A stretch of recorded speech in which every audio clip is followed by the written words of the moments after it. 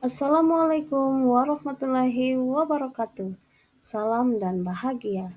Pada video kali ini akan membahas tentang ruang kolaborasi modul 2.1 analisis skenario implementasi pembelajaran berdiferensiasi. Kami dari kelompok 1 calon guru penggerak angkatan 10. Perkenalkan, nama saya Helda Bahansubu dan kedua rekan saya Injilia Sondak dan Olivia Mananeke.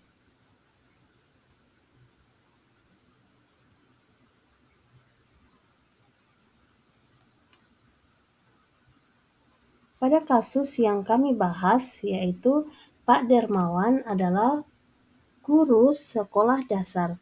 Minggu depan, ia akan mengajar murid-muridnya materi tentang cara kerja salah satu sistem organ tubuh manusia, yaitu sistem organ pencernaan. Saat merencanakan pembelajaran, Pak Dermawan mempersiapkan beberapa sumber belajar yang menurutnya akan membantu murid-muridnya belajar sesuai dengan kebutuhannya. Sumber daya belajar yang ia siapkan diantaranya adalah sebuah poster diagram yang menunjukkan bagian-bagian organ pencernaan yang dipinjam dari perpustakaan. Kemudian, berbagai bacaan yang memuat pembahasan tentang bagaimana organ pencernaan bekerja dari beberapa sumber yang ada berupa buku bacaan dengan tingkat kesulitan yang berbeda-beda, kemudian memuat informasi tentang cara kerja sistem organ pencernaan. Selanjutnya, artikel yang ia ambil dari majalah anak atau kebetulan ada pembahasan tentang sistem pencernaan dengan bahasa yang lebih sederhana. Selanjutnya, komik sains milik salah satu muridnya. Di minggu sebelumnya ia sudah menanyakan pada murid-muridnya apakah ada yang memiliki sumber belajar yang berhubungan dengan sistem organ pencernaan. Kebetulan salah satu muridnya yang memiliki komik sains dan diminta untuk membawanya ke sekolah.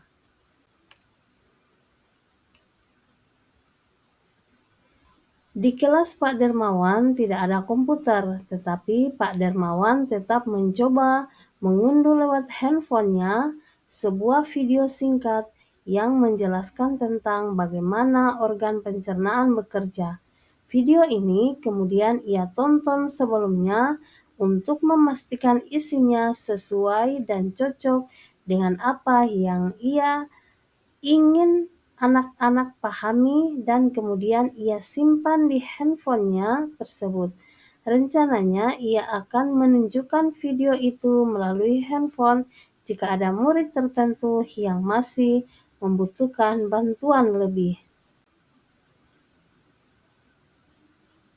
Pak Dermawan juga membuat kartu-kartu pertanyaan yang dapat digunakan untuk membantu murid mengkonstruksi sendiri pemahaman mereka tentang cara kerja sistem organ pencernaan dengan menjawab pertanyaan.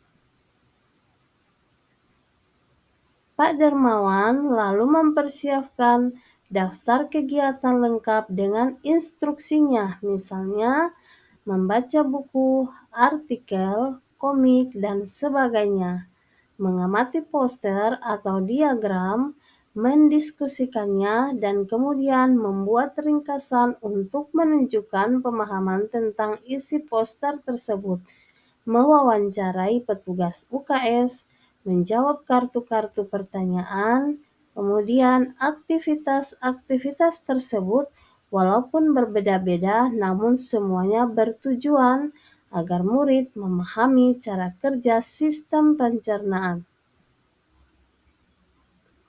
Pak Dermawan pun siap mengajar. Di awal pembelajaran, Pak Dermawan memberikan penjelasan kepada semua murid yang ada di kelasnya tentang tujuan pembelajaran dan konsep kunci yang ia ingin anak-anak kuasai. Lewat proses tanya jawab dan contoh-contoh, ia juga memastikan bahwa murid-muridnya memahami apa yang ia maksud dengan sistem. Setelah itu, ia meminta murid-muridnya mulai bekerja dalam kelompok. Untuk penugasan kali ini, Pak Darmawan telah mengelompokkan murid berdasarkan tingkat kemampuan murid membaca. Hal ini karena tugas pertama yang harus dilakukan oleh setiap kelompok adalah membaca materi bacaan terlebih dahulu. Pak Darmawan menyesuaikan teks yang dibaca tiap kelompok dengan kemampuan membaca mereka.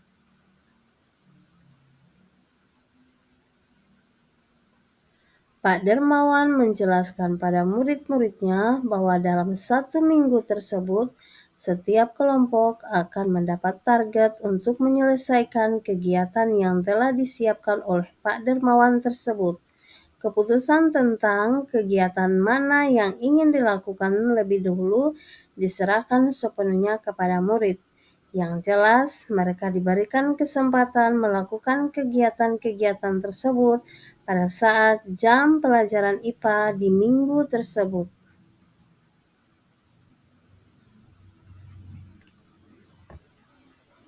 Selama proses murid melakukan kegiatan, Pak Darmawan memastikan ia mengobservasi dan memantau pemahaman murid-muridnya. Ia mendatangi tiap kelompok, mengajukan pertanyaan dan memberi pertanyaan lanjutan kepada murid-murid yang memerlukan bantuan atau perlu diberikan tantangan lebih. Ya, misalnya menunjukkan video lewat handphonenya kepada beberapa anak yang tampak masih kesulitan, membantu mereka memahami konsep-konsep kunci dengan kosakata-kosakata sederhana yang kemudian ia display di kelas. Pak Darmawan juga membuat catatan-catatan penilaian selama proses ini. Setiap jawaban murid, pertanyaan murid, ia perhatikan, kemudian ia gunakan informasi ini untuk menyesuaikan tingkat bantuan yang ia berikan pada murid.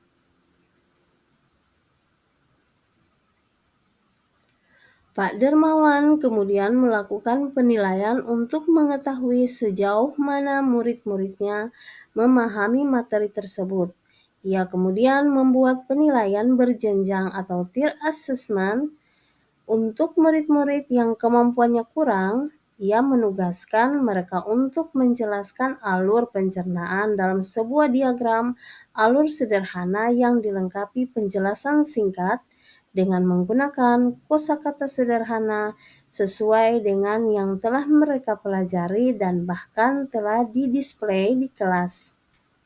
Untuk murid-murid yang kemampuannya sedang, ia meminta mereka membuat sebuah cerita narasi tentang alur pencernaan dengan kosakata yang lebih bervariasi.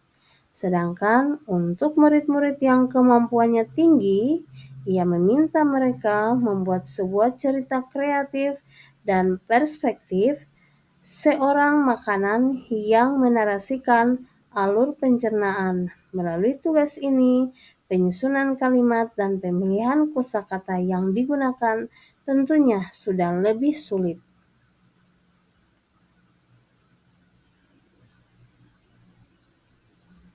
Apakah kebutuhan belajar murid yang berusaha dipenuhi oleh guru tersebut? Kebutuhan murid yang berusaha dipenuhi oleh Pak Darmawan yaitu kesiapan belajar atau memetakan kemampuan membaca murid yang berbeda-beda, melakukan tanya jawab dan contoh untuk memastikan muridnya paham konsep sistem, minat murid, sesuai kebutuhan murid. Ada murid yang suka membaca, suka mengamati, suka berdiskusi, dan menjawab soal.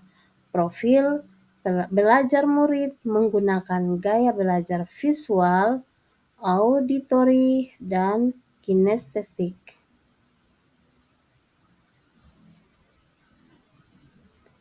Bagaimana cara guru tersebut menentukan kebutuhan belajar muridnya? Pak Darmawan menyiapkan informasi dan sumber belajar serta daftar kegiatan. Pak Dermawan menjelaskan tentang tujuan dan konsep kunci kegiatan pembelajaran. Pak Dermawan memetakan kemampuan murid lalu kemudian dikelompokkan berdasarkan tingkat kemampuan membaca murid. Pak Dermawan menggunakan berbagai macam sumber belajar tentang sistem pencernaan manusia untuk setiap kelompok belajar muridnya. Pak Dermawan melakukan tanya jawab dan contoh untuk memastikan muridnya paham konsep sistem. Pak Dermawan membuat kartu pertanyaan untuk membantu murid mengkonstruksi sendiri pemahaman mereka, mengobservasi dan memantau pemahaman murid-muridnya selama proses pembelajaran. Strategi pembelajaran berdiferensiasi apa yang digunakan? Strategi pembelajaran berdiferensiasi konten atau buku teks, komik, poster, kartu pertanyaan, dan video pembelajaran tentang sistem pencernaan manusia. Strategi berdiferensiasi proses yaitu tingkat kemampuan membaca teks dan pemahaman konteks jawaban dari pertanyaan-pertanyaan yang diajukan. Sedangkan strategi berdiferensiasi produk yaitu murid dengan kemampuan kurang melengkapi diagram, murid dengan kemampuan sedang membuat cerita narasi, dan murid dengan kemampuan tinggi membuat cerita kreatif. Bagaimana guru tersebut melakukan penilaian? Penilaian formatif atau penilaian yang dilakukan selama proses pembelajaran. Penilaian melalui jawaban dari kartu pertanyaan. Dan penilaian berjenjang atau tier assessment sesuai dengan kemampuan murid. Umpan balik dari kelompok 2. Tambahan untuk kelompok. Untuk jawaban pada kesiapan belajar murid mencantumkan deskripsi yang sesuai dengan teks. Dan untuk jawaban nomor 2 pada kesiapan belajar murid ditambah melalui proses tanya jawab dan contoh-contoh untuk memastikan murid memahami apa yang dimaksud dengan sistem.